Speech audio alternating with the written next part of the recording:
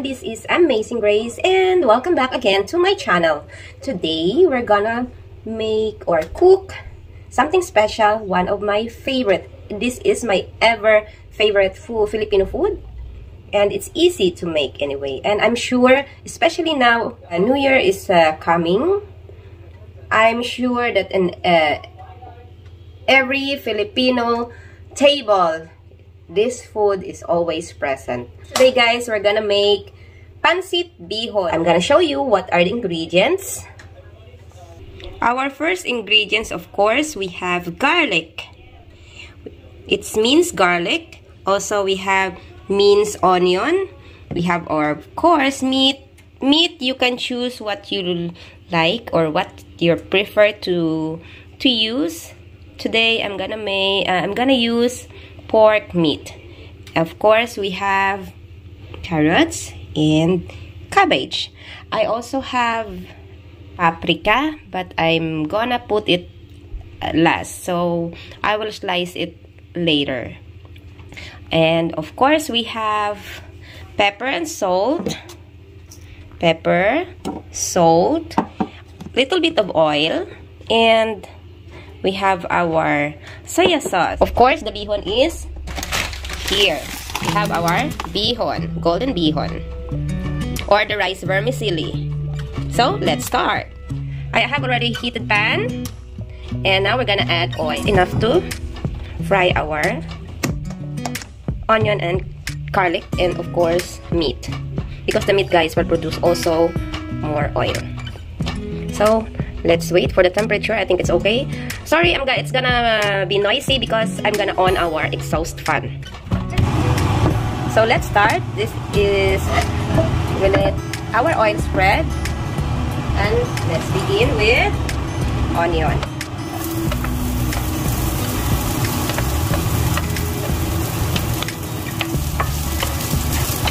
Why we always begin with onion? It's because, guys, they said that garlic becomes, or yes, the garlic becomes brown very fast, so we need to begin with our onion so the garlic will not be burned. Because if we add garlic then onion, before we finish, guys, the garlic is already burned. So let's spread like this.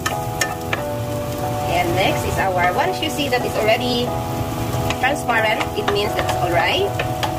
And we're gonna use, or the next will be our garlic.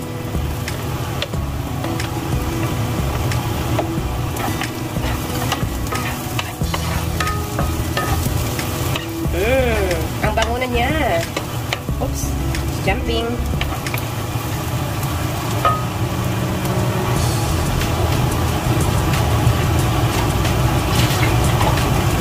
So this is ready. Next, we're gonna add is the meat. So let's add our meat. There you go. Slowly. And fry until it's brown. I don't know if you can see, I have to a little bit zoom, but I can't, guys, because I have limited space here. And I'm just using my phone for a while because my folder is not yet fully charged, so I have to charge it. So just now I'm doing it manually. So let's wait until our meat is brown. Well, as you see, guys, our meat produces a lot of juice. That's the reason I always said when you're using pork or chicken, always add a little bit of oil, because the meat itself produces its own oil. And let's wait a little bit more. Now this time, we're gonna add our salt paste and a little bit of pepper, because later, guys, we're also gonna add pepper on our, once it's done. There you go. Pepper, and of course, to make or to add color on our meat, let's add soy sauce. This is the ingredient. Just add, don't be afraid, because, guys, later we're gonna add also a little bit of water to make our meat 100% cooked.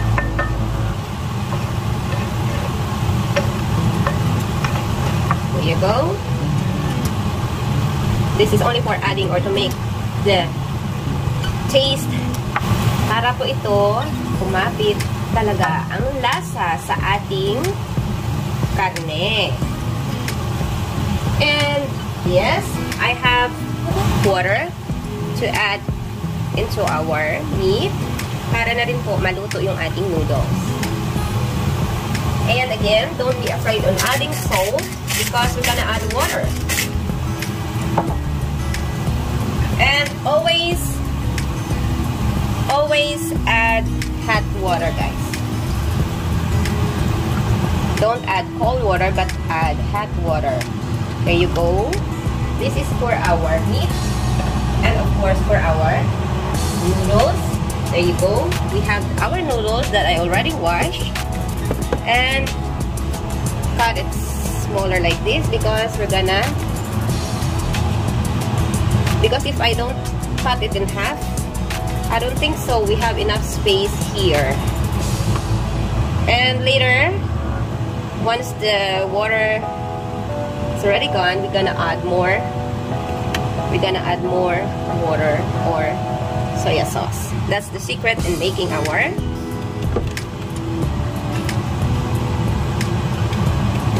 pancit bihon. And I put this aside. And I'm gonna need another type of materials to help me turn around our noodles. Because guys, these noodles that are under, we're gonna put it on top so that it will accumulate the whole area. And our, of course, noodles. There you go. Lagay po natin yan sa taas at papalitan po natin nasa baba. As you see, guys, you see there's a color already in our noodles.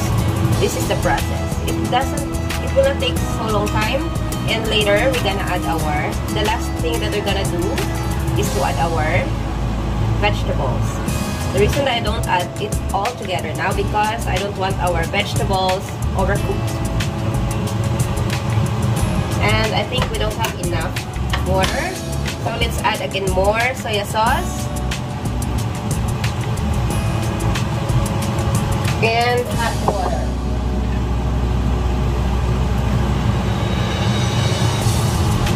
There you go. So now guys, you see, it's time to mix our noodles because as you see guys, the sauce were gone.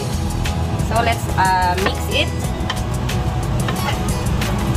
And the last part that we're gonna do, just mix it. And I also adjust our fire to low because if you put it high guys, masusunog po yung ating noodles.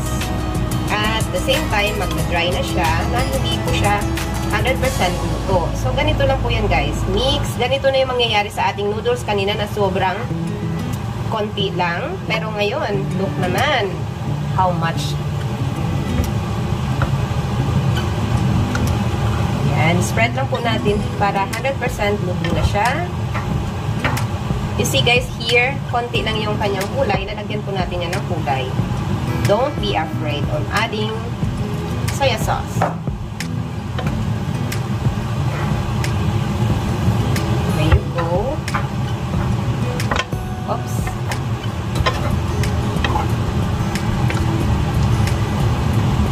And while we're waiting, let's all add our vegetables.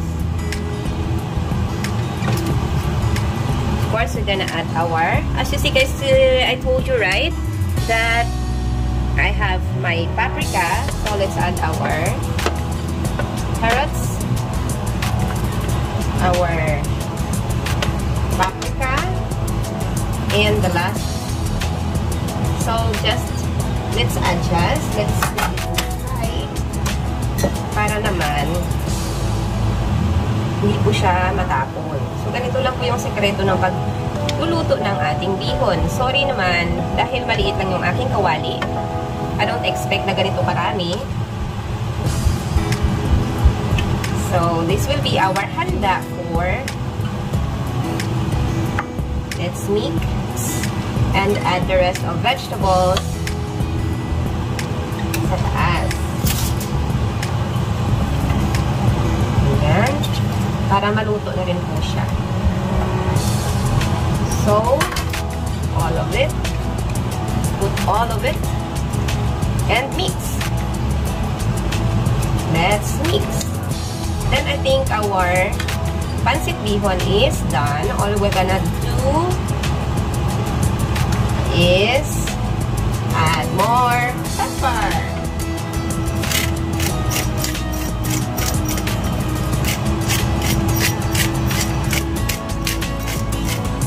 After this, we're gonna taste it.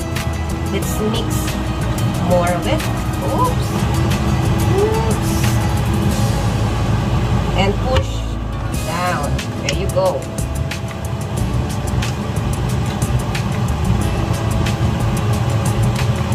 So let's try our noodles. If it's 100% cooked. There you go, guys. I'm showing you. It's really soft now, but not too soft. This is just perfect. I'm gonna eat. It's warm. I'm gonna blow it first. Yummy. So, this is our pancit bihon.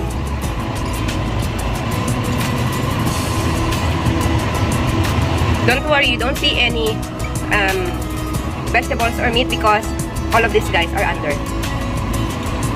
Most of it, I mean. You go. So, I hope that you learn how to cook the noodles and the pancit bihon.